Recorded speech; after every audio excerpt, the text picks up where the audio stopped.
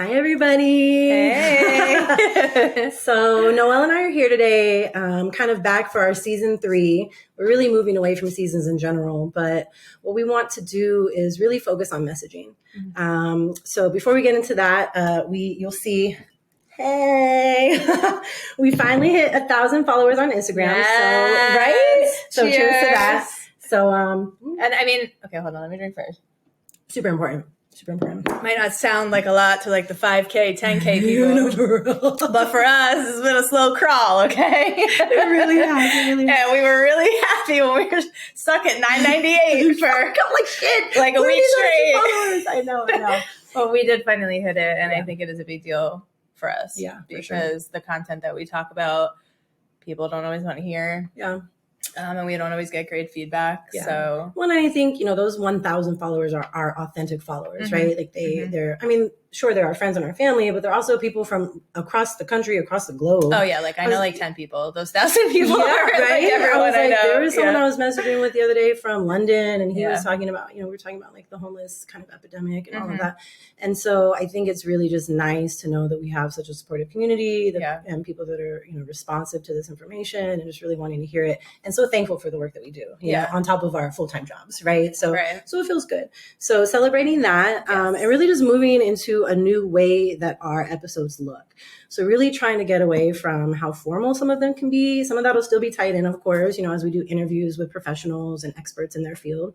But really just wanting y'all to get to know Noelle and I a little bit better, kind of how we function together as friends. How we function together as friends. And I think because this is kind of what we always envisioned. True. Yeah. Like we always would have these conversations like out at dinner or at the bar, right?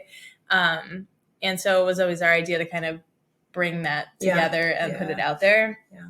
And then when we started the podcast, I mean, we didn't know how to start a podcast. So it just seemed natural to like have it scripted and be comfortable with that. Super formal. Exactly. Well, I think it made us more comfortable. Yeah. Right? Yeah. We knew what we were going to say, and we had a kind of a way of doing it. And now... Yeah, because this, like all this, papers ever. Nerve-wracking. But we're going to get through it. Yes. So I'm really happy that this is just kind of like our natural... Good job, our natural selves here, ready to just talk about stuff, you know? So, so what we wanted to start getting into was talking about messaging. We've in previous episodes talked a lot about different narratives and how the media can kind of spin things sometimes. We talked way in the beginning, like season 1, episode 2, of our own biases and how that all plays into how we receive and understand information.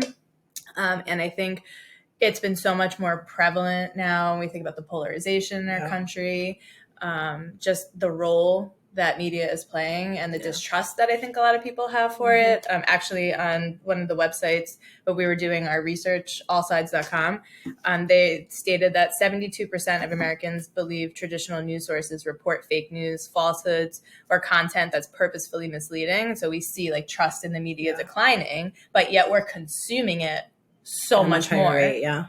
So I think this just applies to so many different things we talk about.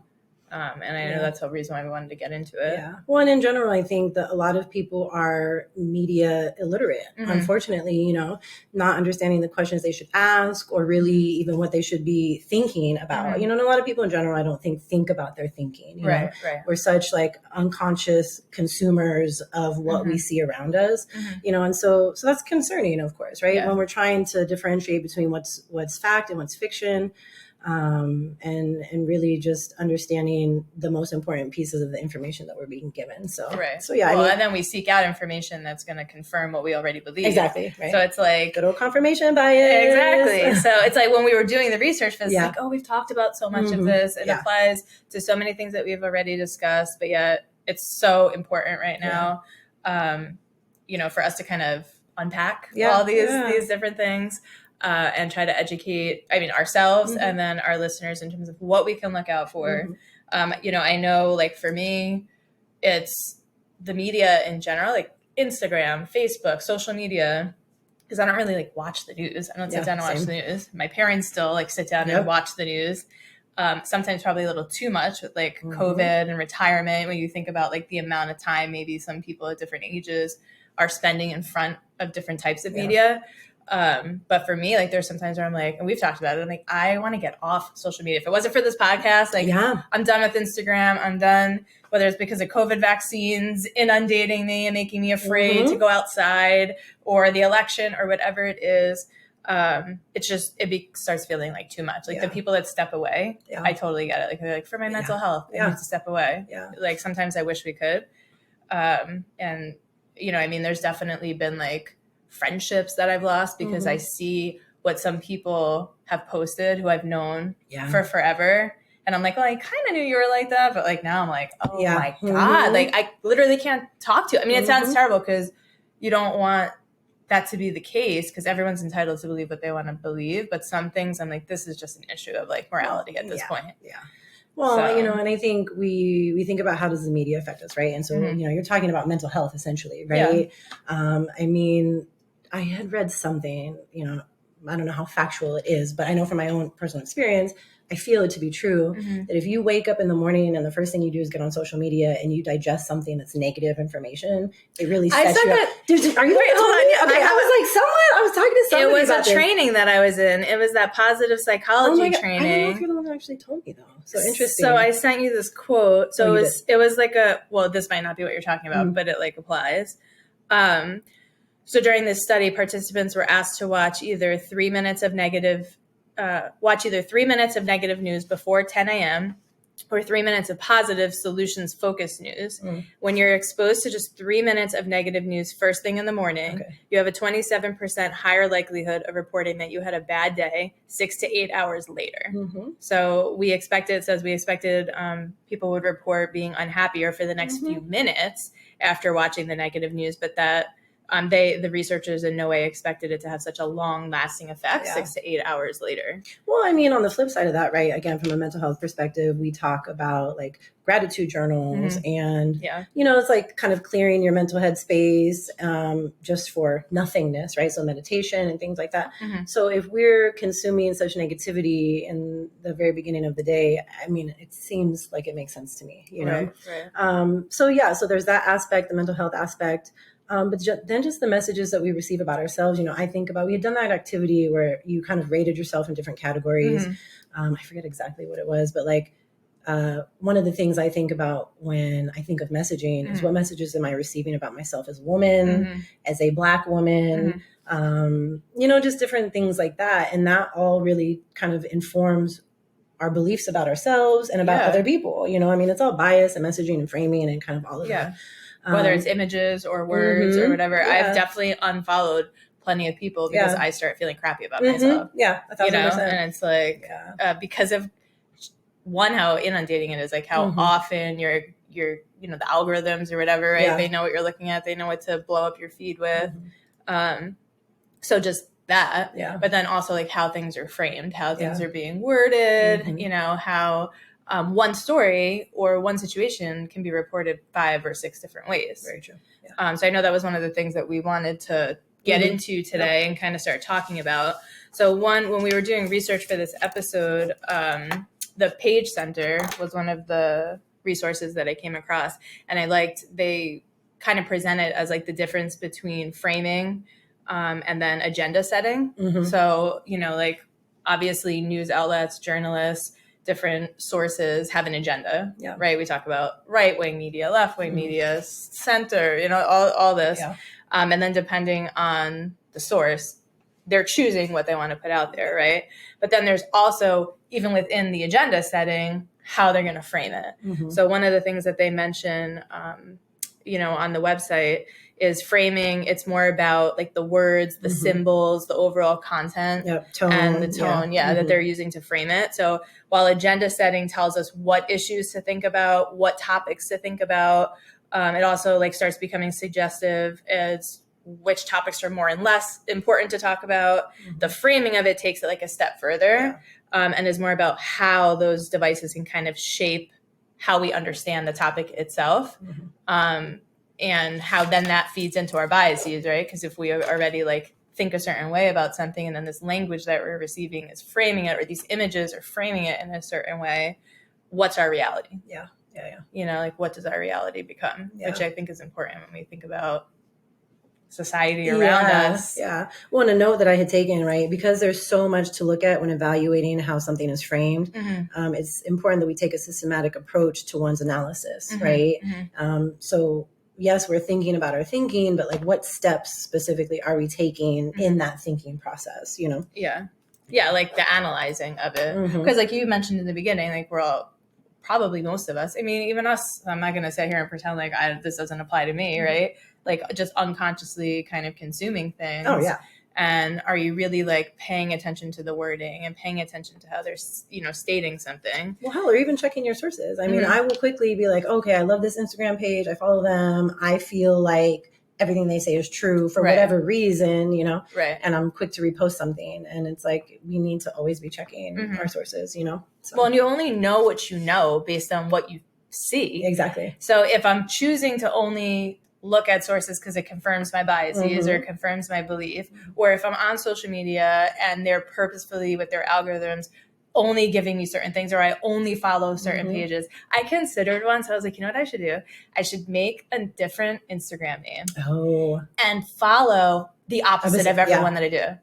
And do like an analysis. You should do that. Do that. Yeah. Yes. Of what is the difference in my feed when I'm on Nicole's Instagram page, since I got called that my whole life. Oh my God.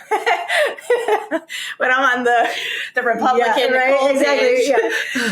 And then my normal feed, like what is that difference in reality? And shifting between them, just being like, damn. Like, I mean, it's bad enough. It's like for the Unpacked project, I'm following people on kind of on the other side, or just across the political spectrum in general.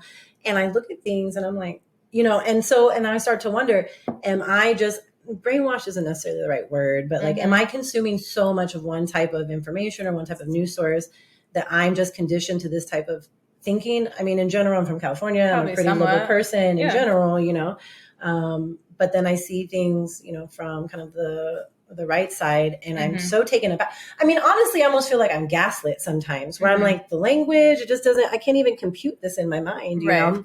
But then, do we take it further, right? So we're going to play a game at the end, the left, center, right game. When I was putting the different headlines together and stuff, and I was reading, now I'm having to read, right-wing kind of articles, whatever. And there were some topics I was like, wait, this is like not what I thought it was. Like when I was reading stuff about defunding the police and different statistics that were out there, and I'm like, and they were sourced, like, they were credible sources. And I'm like, you know what? Okay. Like I need to remember these things when I'm exploring what we talk about on here, because there's a difference when we talk about, and we're going to get into it, like the different types of media bias and stuff. With certain ones, things are just false. Right? They're opinions, or they're not backed up, or they're false claims or whatever. But some of them, when we start talking about like spin and just different ways of saying things, it's not that an article is not factual. It's just that I'm taking the facts and I'm twisting it for you to feed, you to consume that in a way that I want you to consume that. Or only sharing certain facts or a spin on those facts. I mean, there's various ways to go about it. So, I mean, some things it's like, okay, well, this is true. Like if I just kind of pick apart the vocabulary using to not make me feel emotionally a certain way, the facts in this article are still true. And some of the things when I was researching, I was like, I would have known that if we weren't doing this, because what I'm reading isn't trying to show this. So I just thought it was interesting, like that experience of it when we were kind of going through planning for this episode. So why don't we get into some of those things that they use within media? So I think when we've already started talking about one, like spin, right? So I really like the allsides.com website. There's so much information on there. For our listeners, if you have never heard of it or you've never gone to it, I do suggest doing so, because it's really interesting just how they kind of try to show all sides. But we started talking about spin.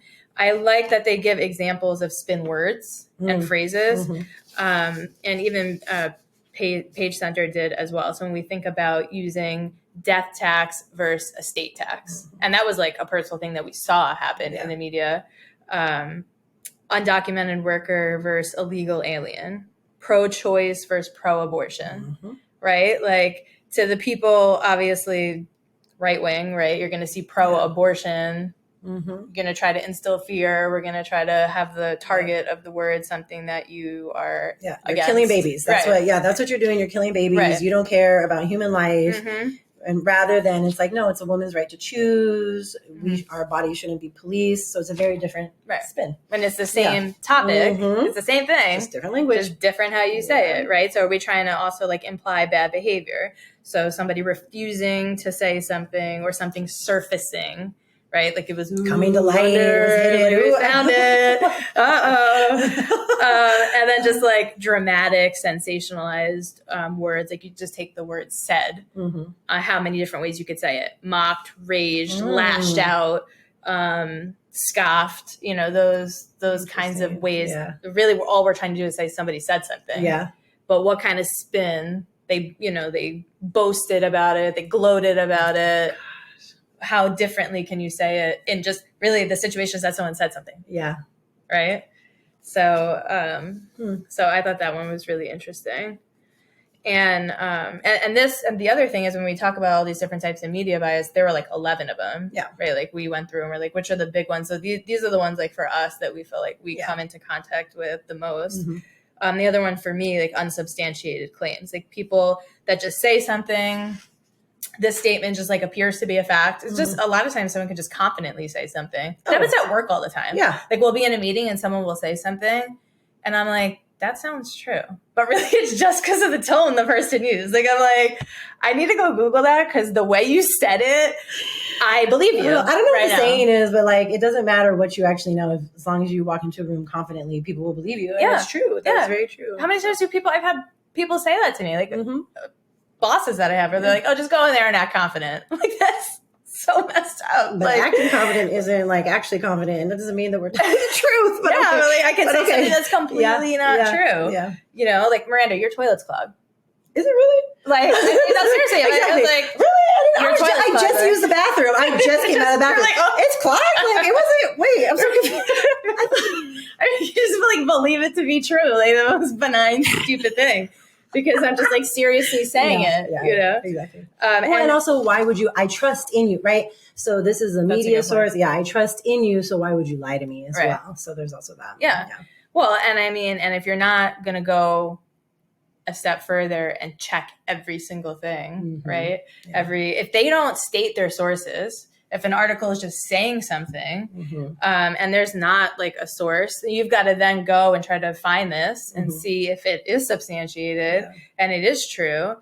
And, you know, I think who's really doing that on like a daily basis? You know, it's not, where do numbers come from? Where do these statistics come from? Like so many articles, I know even when we do our research for like the episodes, you want to just, sometimes I'll just write it down. And I'm like, this just like says this here. Let me look at the footnote. Let me see where it came from. I mean, even what you just said earlier, 27% of Americans essentially believe that media is feeding them false information, right? Well, 27%. I think it was 72. 72, you know, my dyslexia. But I believe you, 27. I mean, it sounds true. But 72%, right? Regardless, it's like 72% of the entire population of Americans, of the world, of how large was exactly. How old were they? Yeah, you know, I'm like, oh, okay. You know, so but we hear 72%. That's a large number. And that's what we focus on. So, yeah.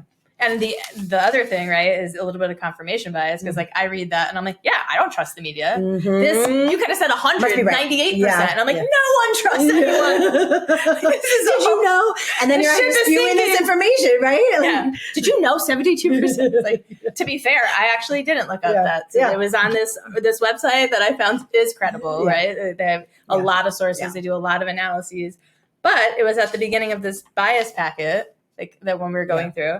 And I did not check that statistic. Well, we're going to check that. Yeah, we're going to check that. I mean, I did it. All right. Well, you know, and speaking of, right, so sensationalism and emotionalism. So similarly, right, a large number. You hear these words and it's like, oh my goodness, I can't, that must be true. So just like, I believe it was Lisa was talking about in season 2, the most liked posts on Instagram typically are ones that evoke emotion, make you feel angry in some way, shape or form.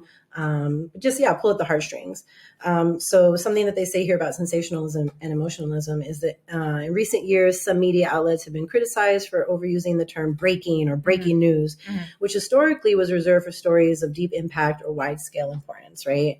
And so that makes me think, again, Lisa talking about the fairness doctrine and, what rules are journalists, folks that are working within news, what rules are they actually sticking to report true factual information to us? Yeah. And that just isn't happening. Really, not everywhere, but in a lot of places it's not happening. Media outlets care about ratings, and so these networks are, just using different kind of language to get us to buy into this. So again, sensationalism and emotionalism. So when you're seeing kind of articles with these words that evoke these emotions, it's something that we should think about. Like when you're feeling that emotion, stop and think, wait a second, like this seems, it's too much, Well, that's how I feel with COVID. Like that, when I read that, it makes me think of all the COVID reporting. And again, right, like a lot of what we're reading is factual. Like they're talking about the Delta variant now, right? And how it's hitting younger people, people that our hospitalization rates are going up and all this stuff, right? Fact. That is happening.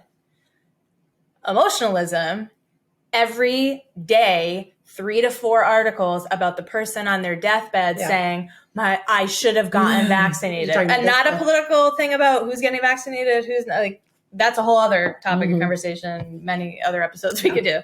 But that's the emotionalism, right? Yeah. I read that and I'm like, oh my God. It's one of the reasons why I went out and got vaccinated. Yeah. Am I going to be the person that gets sick, goes to the hospital, and is on my hospital bed like, I should have gotten vaccinated. After you already had COVID. Like, no way. Yeah. That hits on my emotions. Like, I'm like, oh my God, I cannot have that happen to me. Like, literally.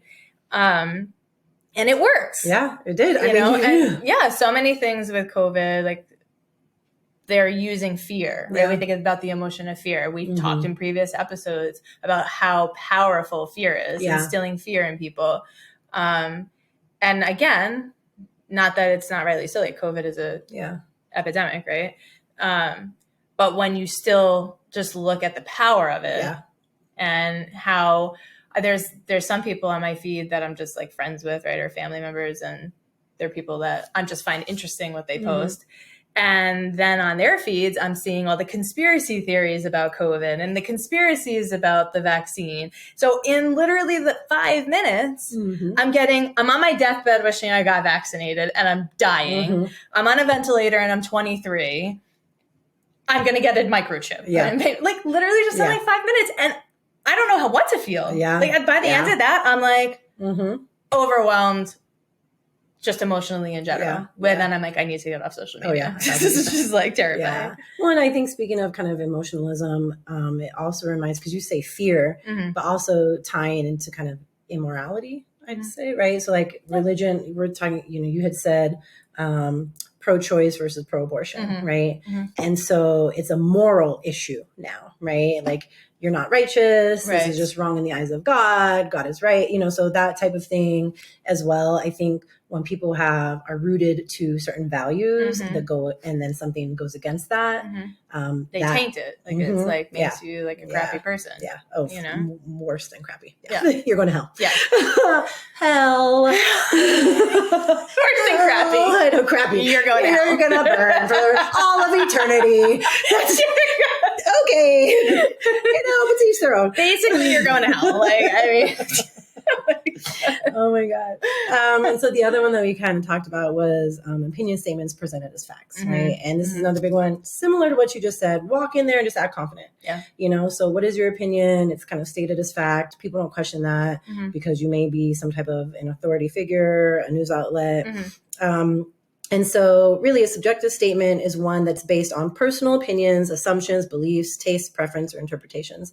So, even when we're reading in our news, reports with opinion-based articles as well. And I think Lisa talked about that, like the difference between actual journalists back in the day and people that are commentating. Mm-hmm. And commentating and reporting news are two completely different things. Yeah, true. However, you have commentators and reporters that both work for news outlets. Yeah. And I'm just well, how are you putting opinion pieces in news coverage? I don't understand this, but it happens all the time. So because that's become news. Yeah, exactly. Like my dad talks about this all the time about how, hey dad, he's not my dad, but she's my best friend. So hey. And I think there's two ways you can kind of think about it, right? But he talks about how like when he was a kid, there were only like 2 or 3 news outlets you could really listen to, right? Mm-hmm. Which part of me is like, well, that's not like really great. It wasn't either. It's not good. Yeah. But at the same time, like they were credible. Like people trusted them. They were actual like journalists that like researched things and were giving you actual facts. And I think because we've seen such an increase in all the sources and all the outlets and the internet, you can have Joe Schmo from down the block, come, or even like you see like certain news like Fox keep certain people, right? Because there's Tucker Carlson, that's who she means. Exactly. Tucker, Bill O'Reilly, any of these people, right? Who just stir the pot. They say these crazy things. People eat it up. Mm-hmm. And not that doesn't exist on the left side either. Because it does. Liberal, it does. Yeah. And that's the thing. Like bias is two-sided. It's not like we're not sitting here being like it's only a right-wing thing, right? Or this is only existing of like Republicans and anti-vaxxers, whatever. It's not. Like it happens on both sides. It's meant to manipulate. Mm-hmm. And I mean, news sources are businesses. They're trying to make money. Yep. And the way that they do it is by putting stories out there. Yep. Putting spins on things and slants and using sensationalism. Yeah. All of these 11 tactics. So definitely encourage everyone to go check out All Sides. Mm-hmm. They have left, center, and right news, and it's just really interesting to see how each side reports different things, and also really to get a wide differentiation of the news that you consume as well. And they'll also like tag certain articles as this is an opinion article on all sides. Yep. This is an opinion. Mm-hmm. This is an analysis, and this was stated as a fact, and it is not supported. Yeah. Like they're and so I feel like it's just a really cool website. I actually got it through school. Like my high school used it. Yeah. Well, definitely a website I want to start utilizing more of, right? Yeah. When we kind of talk about doing this, when we talk about doing this work. Mm-hmm. And I think, our, I don't want to say obligation, but like our duty, if we're giving this information out to people, it's our duty to do our best to ensure that we're giving appropriate and accurate information. You know? So. I mean, we could just say whatever the hell we want to say. Mm-hmm. Yeah, my toilet's clogged. So I believe it. So better go get that checked out. I know, right? Shit. No pun intended. I cannot. Oh, shit. Okay. All right. Back on track. So are we ready for our game? I think we should. Wait. So Noelle, I really want you to start putting in like audio clips, and I don't know if you're going to do that. So we're going to. It's game time. Game time. You're ruining it. Game time.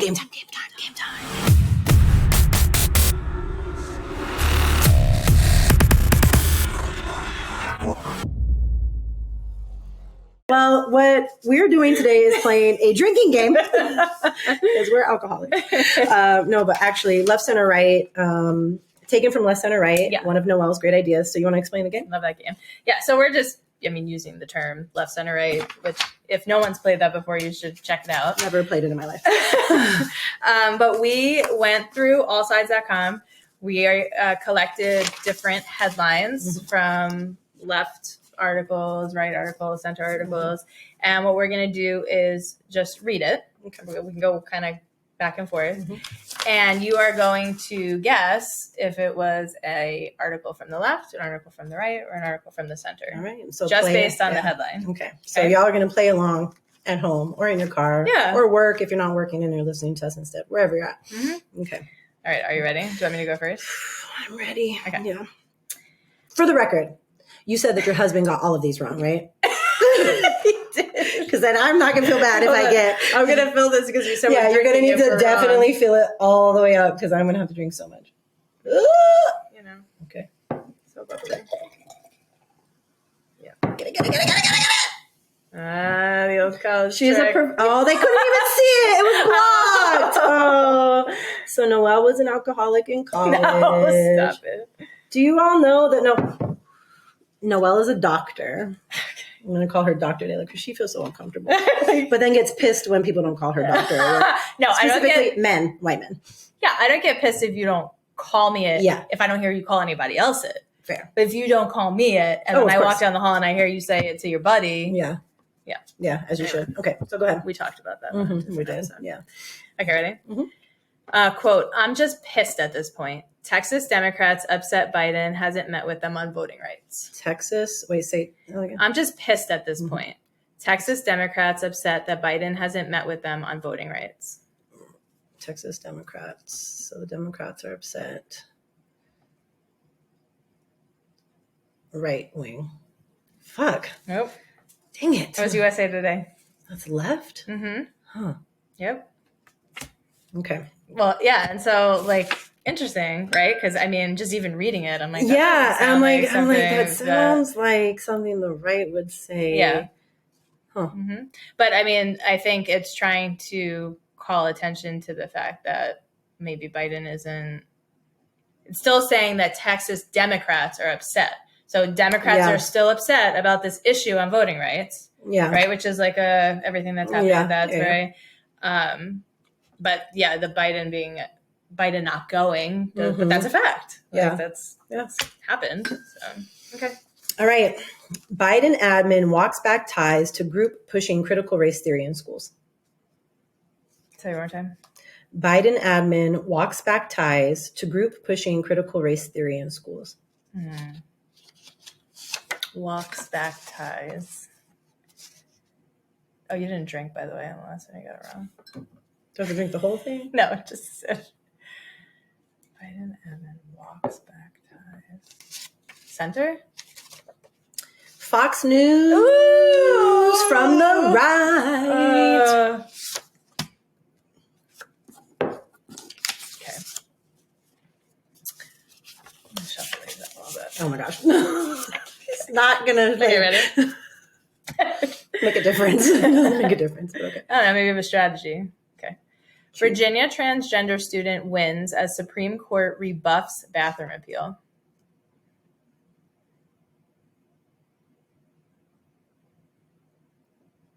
Virginia transgender student wins as Supreme Court rebuffs bathroom appeal. Rebuffs. Mm-hmm. That's the important word. Fuck.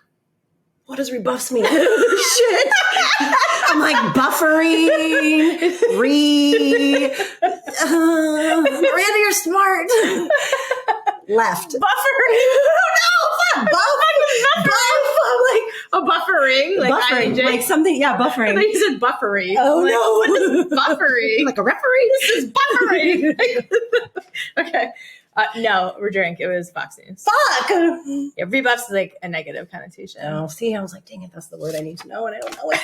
Buffery. Okay. The great outdoors has a diversity problem. Can it be fixed? Left. Center.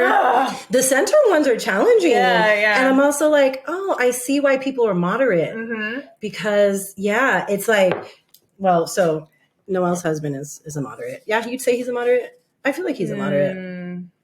I guess. It depends on the topic. It does depend on the topic. Ultimately, I think people are all across the spectrum on different things, right? Yeah. But I think Adonis tends to be someone that is kind of even keel, listen to both sides of the story type deal. I'm like, no, fuck you. These are my beliefs. I'm not going to listen to anything you have to say. Exactly. This buffery needs to So when I'm listening or reading these things from the center, I'm like, oh, I see why. Because it's so, it's kind of like, yeah. So, but that's what, I thought it was interesting when we had to go through and do this. Aside from it was midnight that night, and my eyes were crosing when I was looking at the thing. But I was like, this is really interesting because I wouldn't have ever read these headlines. You know, so. And then the artitle, then you click on it, right? Yeah. And you're like, wait a second. Oh my God, I was getting lost. Yeah. While I was waiting for my laundry to dry after that stupid palmetto bug attacked me. Okay. Let's see. Which one? All right, I'm going to do this one.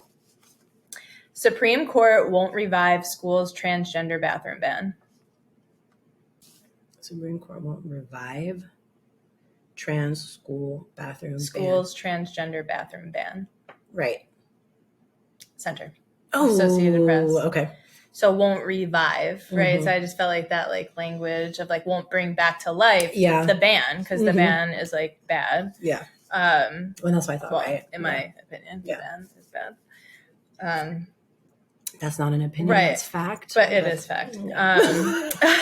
But I feel like if that was a right article, instead of saying like that they wouldn't revive, the one that I read, be like they refused to. They rebuffed. Yeah, rebuffed. Remember, that was the right one. Yeah. Transgender student wins, because it was the same. It's the same topic. So these two articles were the same topic. It went all the way to the Supreme Court. A student won ultimately. It went through all appeals courts saying like I can use the bathroom and it aligns with my gender identity. Went all the way up to the Supreme Court. The Supreme Court wouldn't even hear it. And so the right wing is saying like the Supreme Court rebuffed the bathroom appeal, and the center is saying they won't revive the ban. So not reviving the ban and not rebuffing the appeal are two completely different things, ways of saying the same exact story. And then we also have to take into account one's already like your beliefs already. Yeah, you know what I mean? And then how you take that and run with it. Right, because when you read one, it's putting your attention on the ban, which my belief is we shouldn't have the ban, right? And we won't revive it. Great. And the other one is putting focus on the appeal, and rebuffing the appeal. And someone looking at that is like, oh, you're not even gonna look at the appeal because I don't believe in the ban, or I believe in the ban, you know, So I thought those were interesting. Let's see.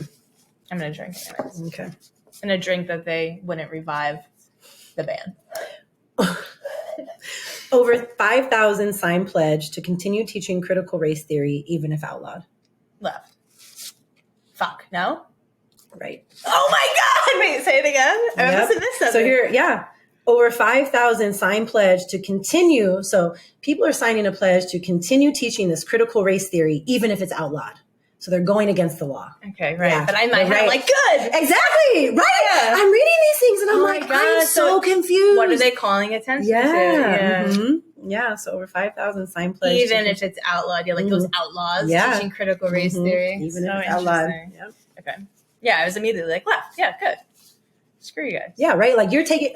So I read pledge. Like you're pledging to do this, which is a great thing. Yeah, exactly. Yeah. So that's And they're like, arrest these people. Yeah, exactly. Yeah. Okay. Okay. All right. Okay. Let's do this one. First U.S. Capitol rioter convicted of a felony gets 8 months in prison after Department of Justice says stiffer sentence could stop future attacks. I'm sorry, it's very long. Center. Left. Oh, shit. I was going to say center too. And I was like, no, that sounds pretty neutral. CNN. Illinois becomes the first state to require teaching of Asian American history in public schools. Left. Center. God. We haven't got anything. We can't talk shit about the Dodgers. Like, you got them all wrong. Sorry, Adonis. I love you. You're like, didn't your husband get them all wrong? And we were like, we haven't got them But I was only saying he got them all wrong, so then I didn't have to feel bad when I got them all wrong, because I was peeking through different ones, and I'm like, fuck, I can't figure out what's what.